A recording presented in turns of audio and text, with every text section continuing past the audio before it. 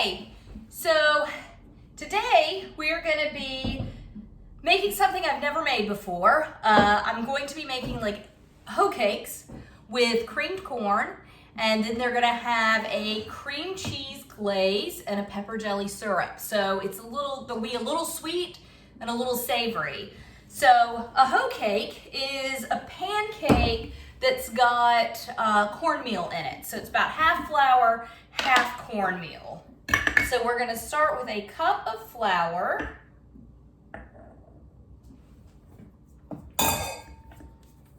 And this is all-purpose flour. And then I'm gonna do a cup of cornmeal. The cornmeal is self-rising cornmeal though. Oh no, doesn't fit. 2 half cups.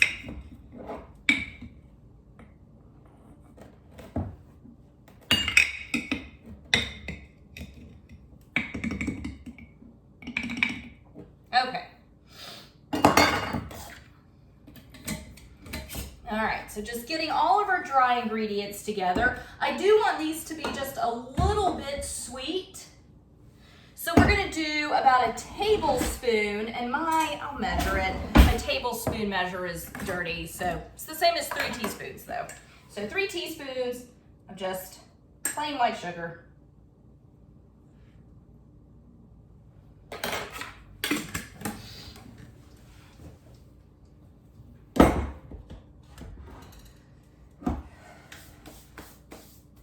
Okay, so I'm gonna go ahead and just whisk these together, and this is the main bowl that we'll be using, is this large bowl. So get your dry ingredients whisked together. Then we're gonna do our wet ingredients. All right, so I am preheating, and it's getting a little too hot, preheating just a neutral oil in a large pan to cook them in. I'm gonna add corn to this. So I'm just gonna use creamed corn. I'm gonna do about a cup, which is roughly half a can. So half a can of creamed corn. To that, I'm going to do half a cup of water. Well, I'm gonna do a quarter cup. So a quarter cup of water. I am using a recipe, but I'm changing it up a good bit. I don't want these to be too wet. Then about a quarter cup of vegetable oil, or any neutral oil. You could use peanut oil, probably corn oil, canola oil, maybe something like avocado oil would work well too. But a fairly neutral oil. Forgot to add salt to my dry mix. So a little salt into my dry mix. And then I want to add a little bit of milk. So about a quarter cup of milk. All right, so I'm gonna add that to my creamed corn. Just give that a stir. And I won't really know if this is too much, honestly, till I start cooking, but I'll have, I think, a pretty good idea when I put it in the wet mix.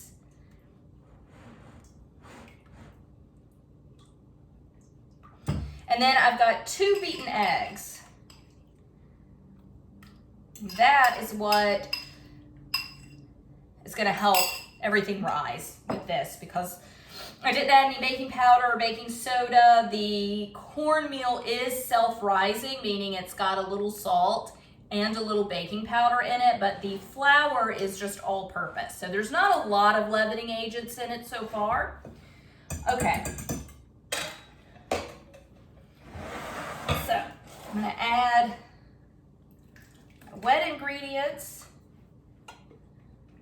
to my dry ingredients and hope that it's not too wet.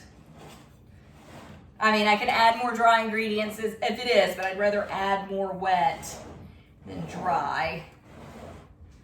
But we will just see. And so far it looks good.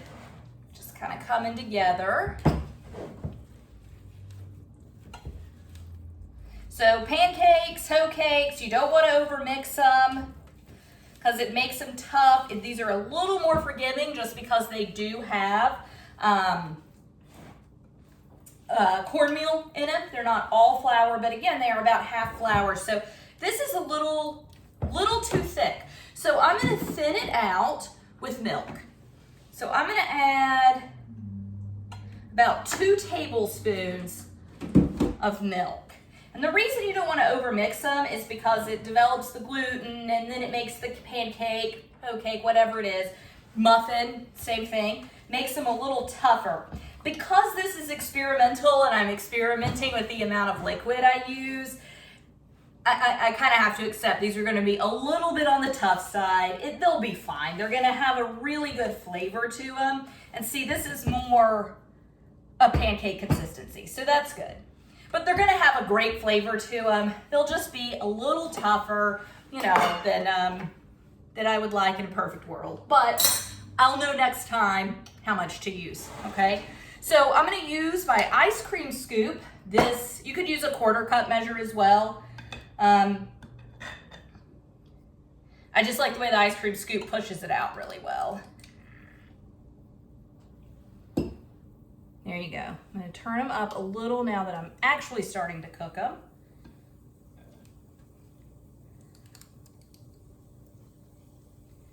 Kind of spread it out a little. Oh, sorry. There you go.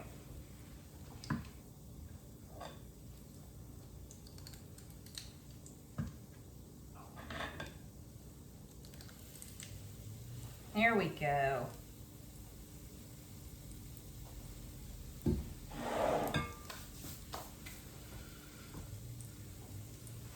So I am not going to be eating these immediately.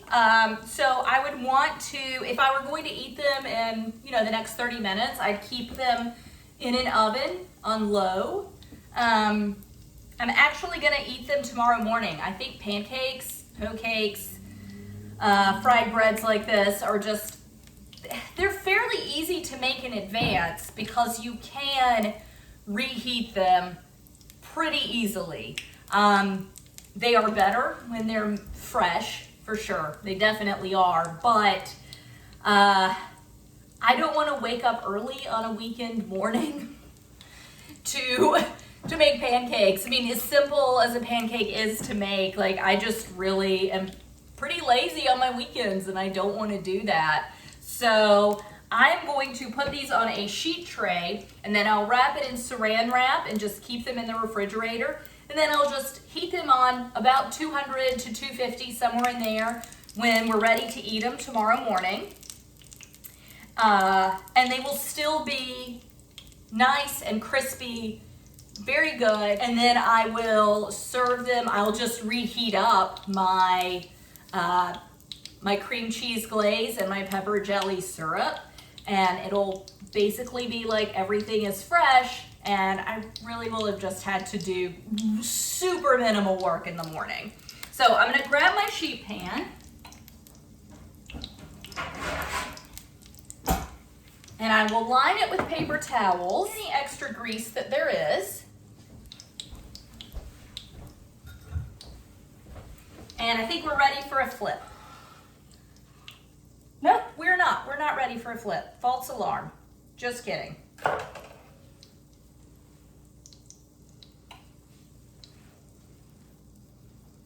So I don't actually cook pancakes that often, probably because to me they're a breakfast food and I don't like making them in the morning, even though I will on occasion do it.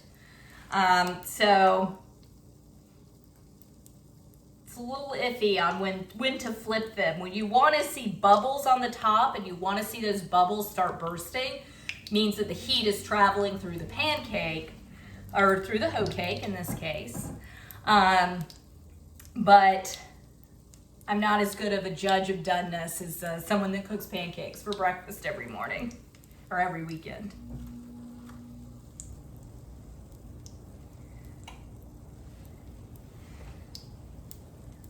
Okay, they're starting to bust.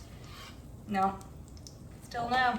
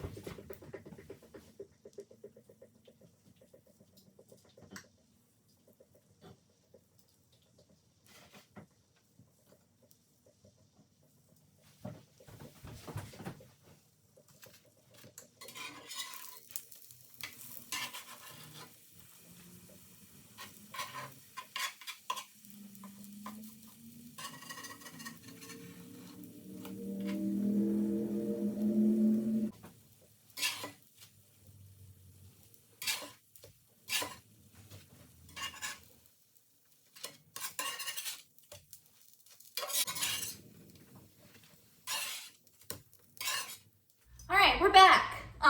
So I got all the hoe cakes fried up.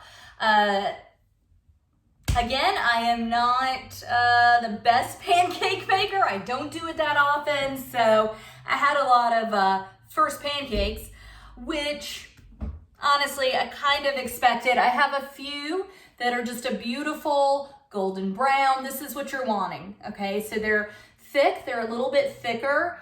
Generally, the ones I've had are a little bit thicker than a pancake. I don't think that they necessarily have to be thicker, but that's just about the size I'm used to. And then they're just golden brown on both sides. For the cream cheese glaze, I have 2 ounces of cream cheese in the stand mixer. So 2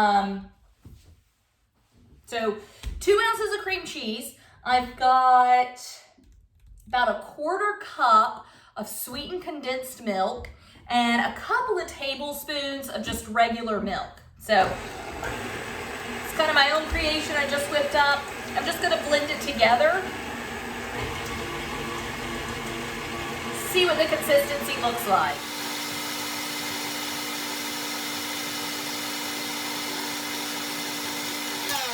I will just dump this mixture into here. Yeah, that was never gonna beat together, unfortunately. Okay, so just apply a little bit of heat and just get it to all melt up. Like I said, it's not always an option most of the time when you're working with cream cheese. I mean, it's usually not, but something like this, where it's going on a warm little hoe cake, it is definitely something where we do have the option for that, so it's very nice.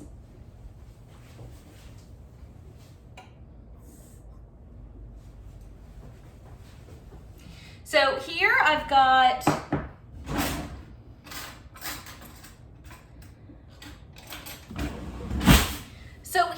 I have the red pepper jelly syrup. I made it on my stove behind me while I was cooking the hoe cakes. It is 3 tablespoons of red pepper jelly with about 1 tablespoon of cane syrup and just a little water to thin it out to the consistency you want. I maybe did a tablespoon of water. And for me, I'm just stirring the water in. I want it to be fairly thin. I mean, it is just a drizzle. I don't want to use a ton of this. Well, I don't think. I might. It might be amazing. I might want to use a ton of it. But yeah, so just kind of running. That's exactly the consistency that I am looking for with that. This is getting too hot. And you just want to keep it moving. That's going to help that cream cheese melt. It's going to help keep all of this from sticking to the bottom. Turn it way down. I had it way too hot. Oh, and it's definitely, I think I'll just take it off the heat and stir it. Kind of mash with the back of my spoon to help that cream cheese. It might not be as smooth of a texture as I want it. There we go. Now it's coming together. It's still a little bit clumpy, but not too bad. It's definitely a consistency I could actually use right now, but I'll give it a minute. And I think I want to thin it out just a little bit more. So I'm going to add a little bit more milk to it. If I had to guess, that'd be 2 teaspoons, maybe a tablespoon. When you're working with drizzles and glazes and things like that, it's really the consistency that you want. I used to think that there was a definite set rule for how thin something needed to be, but it's really up to you. It's really about giving it the consistency that you're looking for. And I want this to be fairly thin. I don't want it to be like an icing. I'm just adding a little more sweetened condensed milk. You could do cream cheese, powdered sugar, and milk would be kind of the most common way to make a cream cheese glaze. I happen to have this bottle of sweetened condensed milk that I opened because I needed a couple of tablespoons once and I didn't want to open a whole can. So I opened that bottle, but most of the time when I need sweetened condensed milk, I need the whole can. So I use the whole can. Rarely do I need just a few tablespoons. So I figured, hey, here's a good way to use something that's in my refrigerator that I'm not using that often.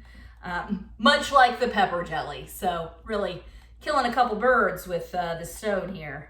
Okay, so that's good. I'm going to turn that off. And you can see it's got a, well, you can't really see. Unfortunately, sorry. It's got a couple of little lumps in it. It is fine. It's fine. Not enough to really be a bother. Okay, so I've got my hoe cake. I've got my fork. So I'm just going to spoon a little of this over the top. And then drizzle it with my red pepper jelly. And I'll let you know how it tastes. There you go. That was really good. That was really good. So, yay! Figuring out another way, another application for pepper jelly. Awesome. All right. Thank you.